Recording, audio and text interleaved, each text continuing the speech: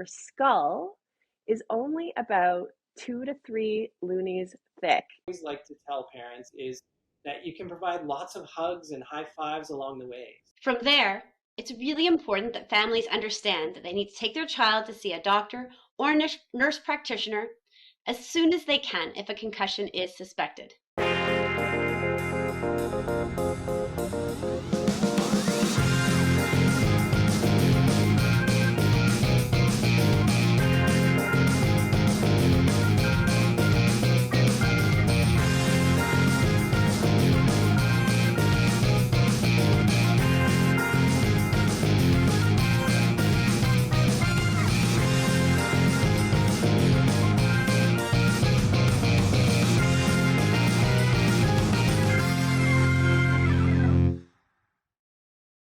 Hi, my name is Jennifer Dawson, and I am a PhD research associate at CHEO, and I work with the team at 360 Concussion Care.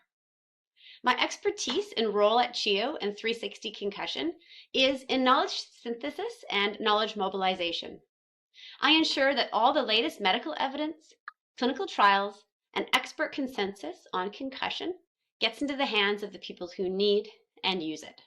Hi everyone, my name's Nick Reed and I am the Knowledge Translation Lead at 360 Concussion Care. I'm also an Associate Professor at the University of Toronto in the Department of Occupational Science and Occupational Therapy, where I hold a Canada Research Chair in Pediatric Concussion, which allows me to explore all things related to pediatric concussion and help kids get back to the things that they need, want, and love to do. Hi, my name is Stephanie Cowell, and I am Director of Knowledge Translation at Parachute. Parachute is a national charity dedicated to preventing serious and fatal injuries. And our vision is that we can prevent serious injuries so that all people in Canada can live long lives to the fullest. Hello everybody, welcome to Safety Week video on concussions. I am Kayla Moniz, the Deputy National Youth Commissioner for Communications. And I'm joined today by three amazing guests who need no introduction, but have already introduced themselves. So I think I'll just get right into the questions then. I'll start with Nick. Nick, I got to ask you, we talk a lot about concussions and impact and trauma to the head, but I got to ask you, what is a concussion anyways? What does it even mean? Great question and great place to start. So when we think about a concussion, it's really an injury to your brain that's caused when your brain moves, shakes, or jiggles inside your skull. So any type of hit to the head or other parts of your body that cause your brain to move inside your skull hard enough or fast enough can cause a concussion. So this could be things like being hit by a body check or a ball when playing sports, or maybe slipping and falling on the ice or on some rocks when on a hike. All of these can lead to a concussion. So when your brain moves, shakes, or jiggles after a hit to your head or body, the cells and nerves in your brain stretch and twist. This leads to chemicals rushing into the cells that are bad and good chemicals that you want in your cells rushing out. This causes your brain and body to feel different and to not work the way it normally does. Interesting. So what does that mean? What are some signs and symptoms then of a concussion? Yeah, so when we're thinking about that brain and body not working the way it normally does, after you have a concussion, you can experience a real wide range of symptoms. These are going to affect how you think, feel, and act. So we think of these in four main categories. The first is physical symptoms. So these are things like headaches and dizziness. The next is cognitive symptoms. So things like difficulty with concentration or thinking.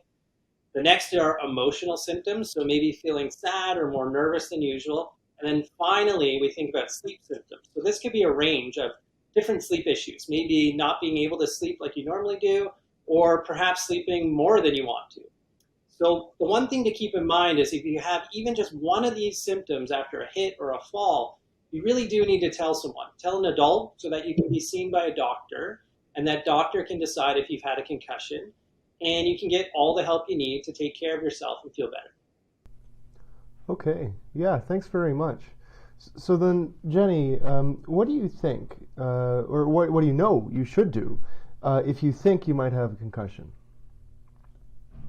Well, Nick did a great job sharing the signs and symptoms of a concussion. Any person who gets a hit in the head, neck, or face, and who has any of these symptoms, even just one, should stop their activity and speak to their scouter or another adult right away. It is also important to remember that symptoms from a concussion can sometimes be delayed. So you may not know right away if you have a concussion after being hit in the head. The best thing to do is speak with an adult and take a break for the rest of the game or activity to watch for symptoms.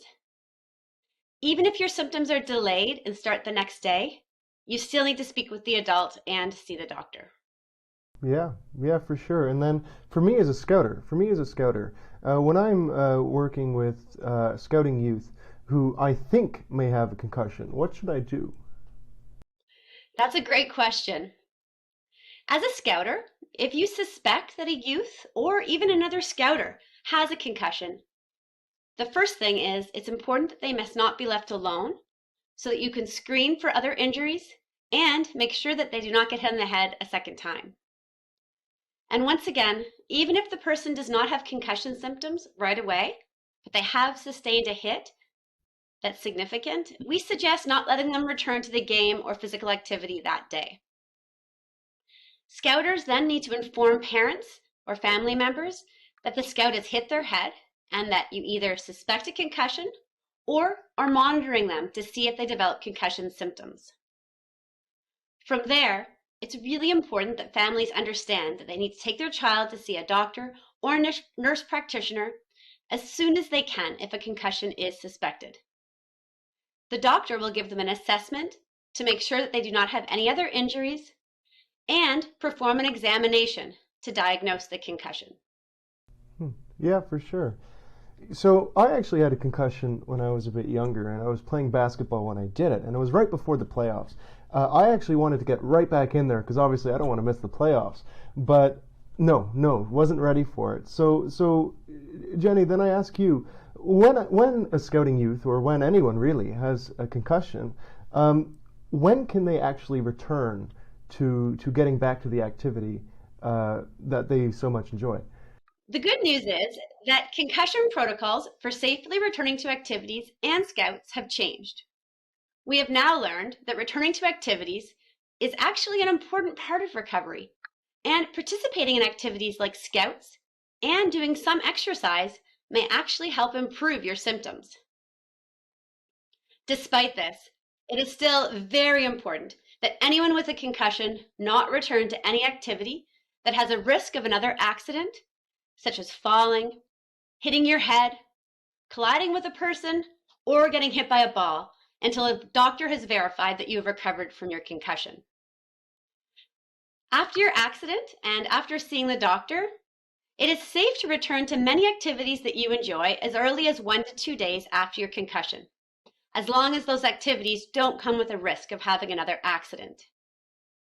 As I mentioned, after that 1 to 2 days of rest, a return to activities, school, and scouts may actually help you recover faster if you do it properly. Concussion specialists and researchers at 360 Concussion Care have developed a 6-step protocol to return to scouts that is also similar to returning to school and sports. You should progress through these 3 protocols, so school, scouts, sports activities, at the same time. Finally, if you are not improving and have not returned to scouts and other activities that you enjoy, even after a few weeks, it is also really important to return to your doctor. Your doctor may recommend that you see other medical professionals that work together to help you get better and make sure you can get back to doing the things you enjoy safely. Yeah. And actually, that sort of leads into my next question because you've been able to answer it. But so Nick, what steps, say I get a concussion, right? So what are the steps that I should take to then return to play after that? Yeah, thanks. Great question, and something we really want to pay attention to when we're trying to take those steps, as you mentioned, to get back to the things we need, want, and love to do. And as Jenny mentioned, after a short 1 to 2 day rest period, it's really important to gradually introduce activity in a stepwise fashion. So we use 6 steps to return to activities like scouting or sports. Something to keep in mind between these steps is we need 24 hours between each step. So we can't rush our way through them. We do need to take our time. And we can move through the steps only if we can tolerate our concussion symptoms. It's really important that when returning to activities like scouting, school, or sports, that regular exercise and slowly getting back to the things that matter to you in life is actually medicine, and it can really help. So moving and thinking and seeing friends in a safe way is key. So let's think about these steps. Step one, this is going to involve resting, both physically and mentally. It's going to be for about 1 to 2 days maximum. Here you can do calm or quiet activities that don't make your symptoms worse, and you can avoid going to scouts or school at this time. It's really about resting, but keeping in mind, this is only for a short period of time. Our next step is going to be step 2, where we're going to involve the introduction of some light activities. So this could be 20 to 30 minutes of walking, some socializing, maybe gentle hiking, where you can stop these activities if your symptoms start to get a lot worse. But it's totally okay to be doing them with some symptoms. The goal here is to increase your heart rate, start to re-engage in social activities at school or in scouting or in sports. And again, it's normal to still have some concussion symptoms at these stages, as long as these symptoms can be tolerated and you're not doing anything where you're going to get hurt again. So step 3 and 4 take it to the next level of activity. This is where you're going to be returning to maybe half days of activities, maybe scouting or school, and then progressing to full days. In scouting, this could be low-risk scouting activities, where low risk means that there's no chance of having another concussion or getting hurt. If your symptoms worsen, it's okay to take a break and try again later. But what we really want to try to do is avoid returning to step 1, which is that complete resting phase. We want to keep our bodies and minds moving and active. The final 2 stages, so step 5 and step 6, can only happen once a medical doctor says that you have clearance to fully return to more risky activities.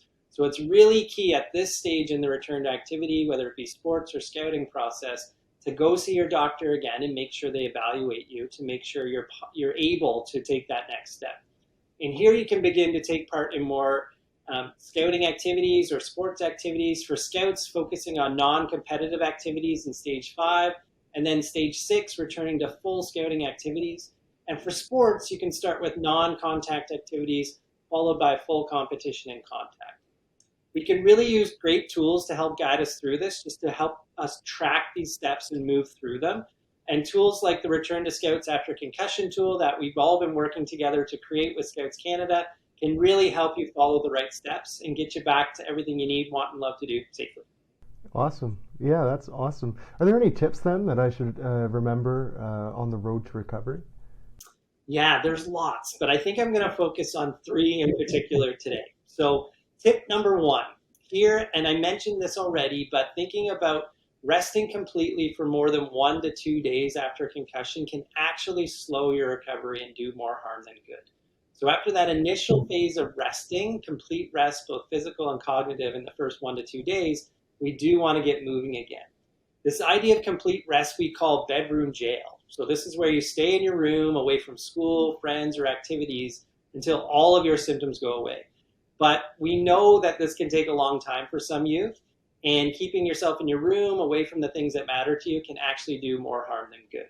So we need to break free of that bedroom jail. So after concussion, it's really important to get moving again in a safe way. Avoid those activities where you can get another concussion, but really start to use your body, your mind, and start spending time with friends and family. So that's tip 1. Tip number 2 is related, but it's more focused on school. So here it's really important to return to school after a concussion. This is a key task for lots of youth, all youth, whether you be in high school or elementary school. And missing more than 1 week of school may be harmful and can delay your recovery.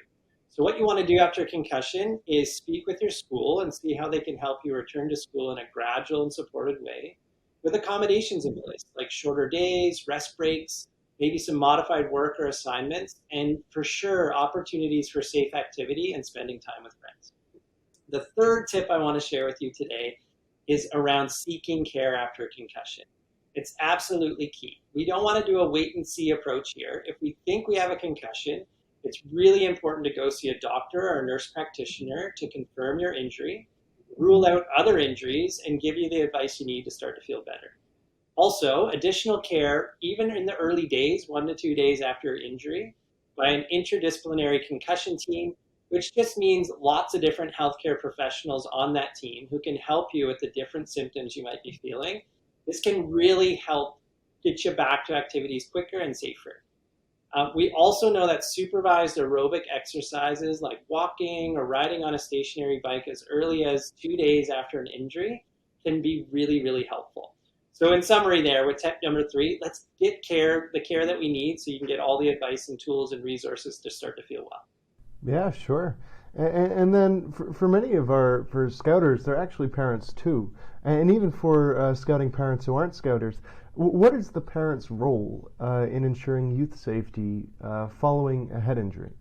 Yeah, so it's really important. Parents are a big part of our youth's lives, and we want to make sure they have the tools and resources to best support their children to be as safe as possible. So I think first off, it's really important for parents to make it really easy for their child to tell them if they think they have a concussion. So the child needs to know that they'll be listened to and that the parent will help them get the support that they need. To best support your child, parents really need to be educated on what a concussion is and what to do if they have one, and seek the resources like those provided by Scouts Canada to increase concussion knowledge and to use these resources to really return to them and make sure that you're staying up to date. So it's not just a one-time review, you're always staying up to date on what you need to know around concussion.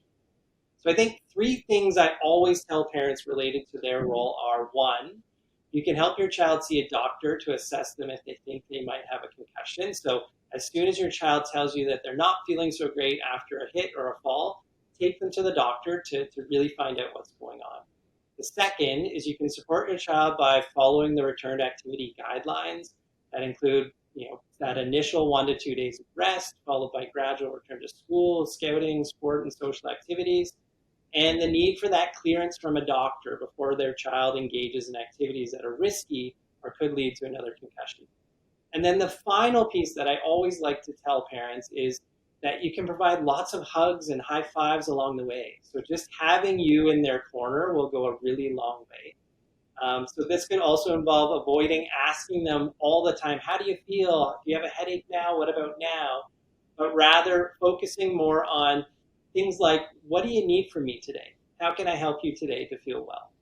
So just a few tips. And I think if parents are dismissive of head impacts or head injuries, I would tell them that a concussion is an injury to the brain. The brain is the most powerful and important part of our body. And by listening to your child and seeking care from doctors and healthcare professionals, you can really help your child's brain be as healthy as possible, which will allow them to be able to do all the things they need, want, and love to do and be smiling at the end of the day. Yeah, for sure. Well, thank you, Nick. Yeah. And then I'm just going to virtually turn to Steph then. So we've sort of touched upon this already, but maybe you could go into greater detail about why should youth, why should their parents, and why should scouters care about head safety? So your head, and specifically your brain inside your skull, is the most important part of your body. Without your brain, you wouldn't be able to move, think, talk, feel, or even taste things that you like to eat. And even though your brain is so important, it actually doesn't come with a lot of protection. So did you know that your skull is only about 2 to 3 loonies thick? And I brought some with me to show you just how thick that is. That's protecting your brain. Not a lot, right? So it's important to prioritize keeping our skull and our brain safe and healthy because this will help us keep doing the things that we love all throughout our life, like learning, scouting, spending time with our friends and family. Yeah, so then I got a question for you. So I know that there are so many different activities that require helmets, and one of them is tobogganing. What difference would it make if a youth was wearing, say, a bike helmet versus a ski helmet during tobogganing? Would that make any difference? Yeah. Well, your head is always best protected when you use a helmet that fits you well, that you're wearing properly, and is appropriate for the activity that you're doing. So, ski and snowboard helmets or hockey helmets as well are recommended for tobogganing because they are safety tested to be used in a similar environment as tobogganing. So they're expected to be used on ice and snow and in colder temperatures here in Canada. And they're also meant for similar kinds of falls. So in tobogganing, in skiing and snowboarding, and in hockey, it's really common for people to fall backwards and hit the back of their head. So these helmets really cover that area and give you lots of protection there. Bike helmets, on the other hand, are a little different. They are meant for falls on paved surfaces like roads and sidewalks, and they offer more forward protection. For example, when people fall off over the handlebars of their bike. So you want to pick the helmet that's really offering the best protection for the activity that you're doing. And then when should I be wearing a helmet during Scouts? What are the activities that require a helmet? Yeah, so there are certain activities where you should always be wearing a helmet. I can give you a few examples. Cycling, any type of biking, always wear a helmet. Things like skateboarding, ice skating, and sledding or tobogganing. And then I know that there are different types of helmets depending on the activity. So how do I know which helmet I'm supposed to be wearing during which activity? Yeah, so some helmets are made for one specific activity, like you might have a bicycle helmet. And then there's other helmets that are called multi-use or multi-sport helmets. We're seeing more of these available these days. These are certified and tested for more than one activity. So when you're getting a new helmet, the kind of simplest thing you can do is actually check the packaging, and it should have information on what activities that helmet is meant for and has been safety tested for. As well, Parachute has developed a resource called Which Helmet for Which Activity that's meant to help young people, parents, anyone who's interested in lots of different activities, whether summer, winter activities, sports, wheeling around the neighborhood. It has information on which helmets are best and which safety certification to look for. That's incredible. Well then, that brings us to the end of the interview. Thank you so much to Nick, to Jenny, and for Steph for sharing your expertise and your time with us. Thank you to the viewers at home. We hope that you're able to take this and implement it into Safe Scouting. Again, happy Safety Week. There's lots going on this week, so please do get involved. There's a lot of great Scouts Canada programming, and I hope that you're able to use it in your own scouting programming. So thanks, everybody, and then happy Scouting.